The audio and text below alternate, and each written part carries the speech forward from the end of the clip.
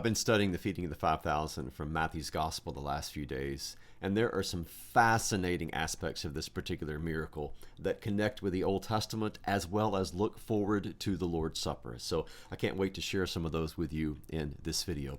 Basically, what I'm going to talk about in the next few minutes is how the feeding of the 5,000 is the Exodus Recapitulated and the Eucharist Anticipated. So it stands between the events of the past and the events of that which is yet to come. It's backward-looking typology and forward-looking typology as well. So we're going to unpack that as we go through this particular narrative. To begin with, I want us to think about a couple of Old Testament prophets and what they did in connection with what Jesus does in the feeding of the 5,000. One of these is obvious, Moses, and one of these might not be as obvious, and that is Elisha. So we're going to talk about Moses more as we go through Matthew's account of the feeding of the 5,000, but just keep in mind that it was Moses who in the wilderness was the one that God used to give the people manna and to give them quail. So the feeding of God's people by Moses is central to understand what happens with Jesus in the feeding of the 5,000. But there's also another feeding miracle that is not as well known, and that is connected with the person of Elisha. So let me read you a section from Kings that tells about a miraculous feeding that was done by Elisha. This is from 2 Kings chapter 4, verses 42 and 44. A man came from Baal Shalishah, bringing the man of God bread of the firstfruits, 20 loaves of barley and fresh ears of grain in his sack. And Elisha said, "Give to the men that they may eat." But his servant said, "How can I set this before 100 men?" So he repeated, "Give them to the men that they may eat. For thus says the Lord, they shall eat and have some left." So he set it before them, and they ate and had some left, according to the word of the Lord. Well, the parallels here between what happens with Elisha and what happens with Moses, or what happens with Jesus, are pretty obvious, right? Elisha is giving to the people that which they need, but it doesn't look like there's going to be enough. But according to the word of the Lord, according to this power of the word of God to multiply this food, it happens. And not only is everyone satisfied, but they actually have some left. Just, of course, as happens with the feeding of the 5,000. So why is this important? Because it positions Jesus in the prophetic tradition. Jesus is, of course, more than a prophet, but he is a prophet. He is the prophet like Moses that Deuteronomy chapter 18 talks about. And so to understand much of the ministry of Jesus, we need to understand the prophetic ministry that served as the blueprint for his own ministry. So by reading about people like Moses and Elisha and Elijah and Jeremiah and Isaiah and others, by reading about these prophetic lives, we are reading that which is going to prepare us better to understand the actions and the words of Jesus. Okay, so with that said, let's jump into Matthew chapter 14 and talk about various details within this particular miracle that are going to look back and are going to look forward. To begin with, the setting. Where does this take place? Well, we're told that Jesus crossed the sea, and then he was in a lonely place in a wilderness, and then he was surrounded by hungry people. Well, that ought to sound familiar because that is the setting of the Exodus, right? It happens after the Israelites cross the sea, and then they're with Moses, and they're hungry people surrounding him, needing to be fed. So the very setting itself is setting us up to understand that what happens in Matthew is an Exodus type of event. Well, how does Jesus respond? He responds with what the Greek calls splagchnizomai. Love that Greek verb, just the way it sounds. But it doesn't mean just compassion. It means like a gut-wrenching mercy towards someone in need. It's the same verb that's used to describe the splagchnizomai that the Samaritan had for the man on the road to Jericho. So splagchnizomai is this gut-wrenching, gut-twisting mercy and compassion that someone has for someone in need.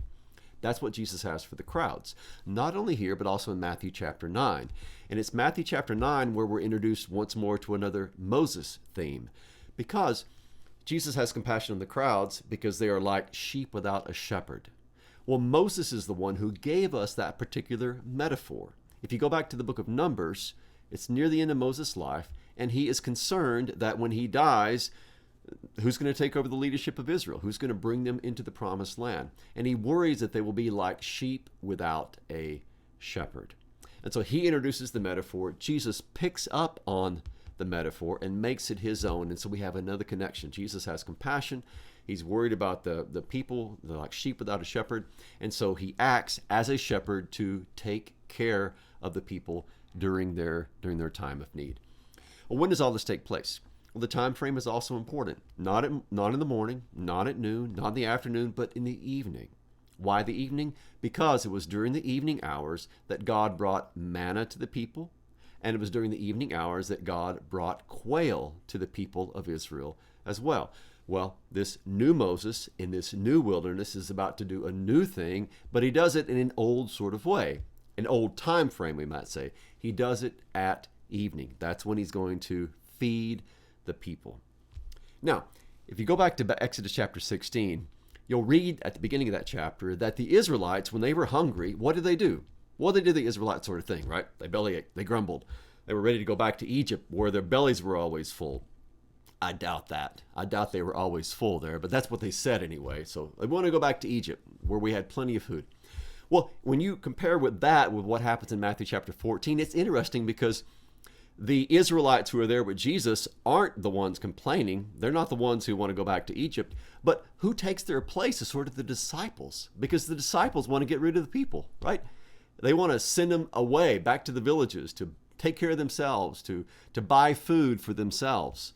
And so Jesus says, no, we're not going to send them away. These people are right where they need to be. They're with me. And so in fact, he says, you give them something to eat. This, I think, is basically Jesus' way of saying to his disciples, hey guys, remember the Exodus? Remember what God did for the people of old? Well, that's about to happen again. And I and you, we together are going to make it happen. It's kind of like Isaiah chapter 55, where we have this invitation for those who are hungry to come and to buy with no money food to eat. So receive food for free. That's exactly what Jesus is about to do here with his disciples. Okay, so what kind of food is he going to give to them? He's going to give to them, of course, the bread. He's going to give them multiply the loaves, and he's also going to give them fish. Okay, bread and fish. Well, if we think with our Old Testament minds back to the book of Exodus, the bread's pretty obvious, right? Because manna is bread from heaven. And so Jesus gives them bread, this new sort of manna that he's going to now give to the people to eat. But what about the fish? I mean, is there some kind of Old Testament parallel there between the giving of the fish and what happened in the Exodus? Actually, there is a couple different ways that we can approach this. One is to draw a parallel between the quail and the fish. I know they're very different animals, very different meat, but here's what's important. When we are told that God brought the quail into the camp of the Israelites, we're told very distinctly that he caused a wind to blow and he brought the quail over the sea and into the camp of the Israelites. So the quail are, as it were, food from the sea. They're meat from the sea. That's one way to draw a connection between these two. But there's also another way, and this is related to a Jewish tradition, which postdates the New Testament, but is nonetheless significant and could have been a tradition that was circulating in the first century as well. We know from an early Jewish commentary on the book of Numbers called Sifrei Numbers, chapter 95, that there was a tradition that when the Israelites worked their way through the wilderness, something that was called the well of Miriam followed them, providing them not only with water, but miraculously with fish as well. Let me read this short section to you from Sifrei Numbers. Even if you gave them, the Israelites, even if you gave them all the fish in the sea, they would grumble. For is it because they have no fish that they are grumbling? Did not the well of Miriam accompany them in the desert and supply them with more than their fill of fish? It's only that they are looking for a pretext to abandon the Lord.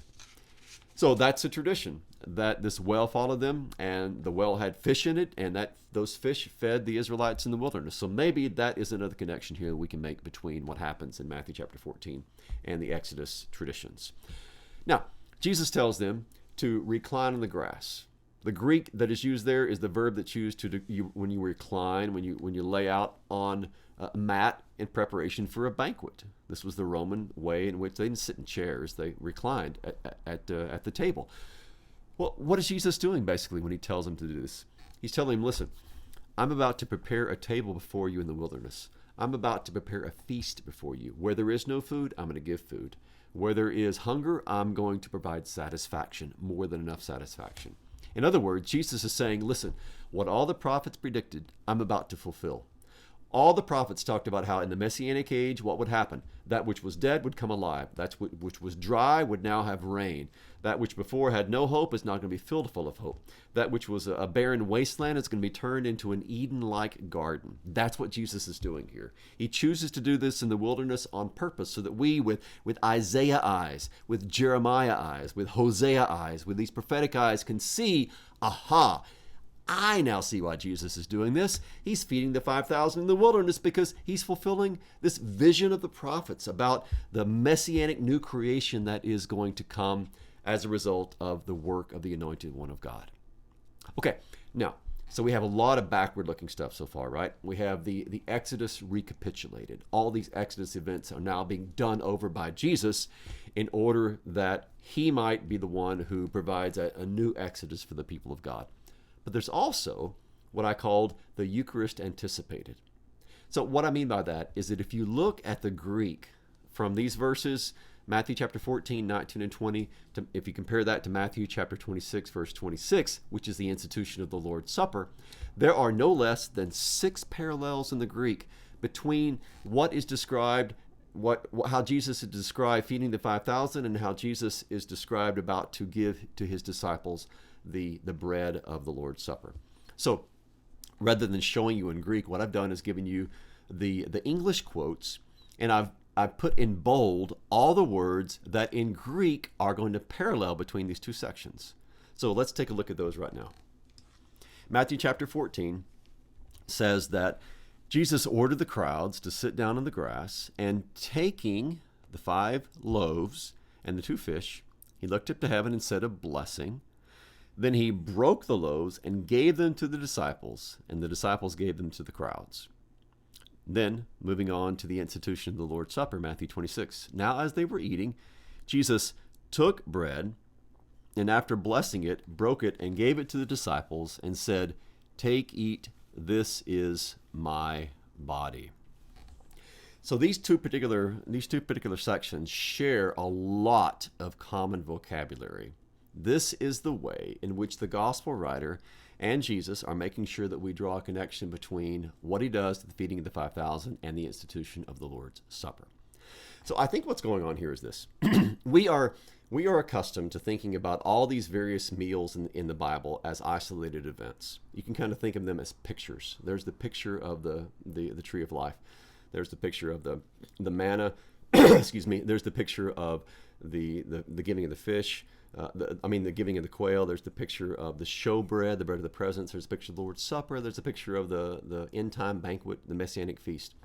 Rather than looking at all of these as kind of isolated pictures, put them all together, superimpose them one on the other, and what you're going to see is basically what I like to think of as the Lord's long supper. That beginning with creation and then culminating in the new creation, he's always been feeding his people. He's always, out of mercy, as our Father, been giving us that which we cannot give ourselves. He's feeding us. He's taking care of us. He's giving us life. He's giving us forgiveness. He's giving us his presence. He's giving us all of these things that we need in order that we might receive this life from him, the only one who can give this life to us. So when you think about the Lord's Supper, don't think about it in isolation. Think about it as part of this long meal of God in which he is always providing that which he needs, that which his people need, and indeed provides for us yet today. Okay, so if you're still with me, we're gonna wrap up here with 2 more details. One is how many baskets were left over, and then how many people were there is the other. 12 baskets left over. I suspect the 12 baskets are probably symbolic of the 12 tribes of Israel. And now this bread that was left over is going to be for them. This is a picture of God's ongoing provision for his people, the believing community, the Israel of God, which began already at the beginning and then continues even now in the believing community of the church. And then secondly, we have how many people were there. We have the 5,000 men, and then we have it says not counting women and children. Well, why would Matthew add that? This is his final way of tapping us on the shoulder and saying, hey, this is an Exodus event. Because if you go back and you read Exodus chapter 12, when it numbers the people, it doesn't count women and children. So the Hebrew there in Exodus chapter 12 and the Greek here in Matthew chapter 14 are both tying these two events together. Well, that's it. Thank you so much for listening. And if you're preaching on this Sunday, I hope that it provides you with some ideas that you could maybe incorporate into your exposition, into your proclamation. And if you're not, if you're listening to a sermon, or if you're just interested in the scriptures, I hope that it has provided you with more insights into all of these various connections between the Old and the New Testament. And I pray that all of you are well. I pray that God's peace may be upon each of you, and that together with all the church, that you too may continue to receive the bread of life, Jesus Christ, who gave himself for the life of the world. Thanks for watching, and peace be with you all.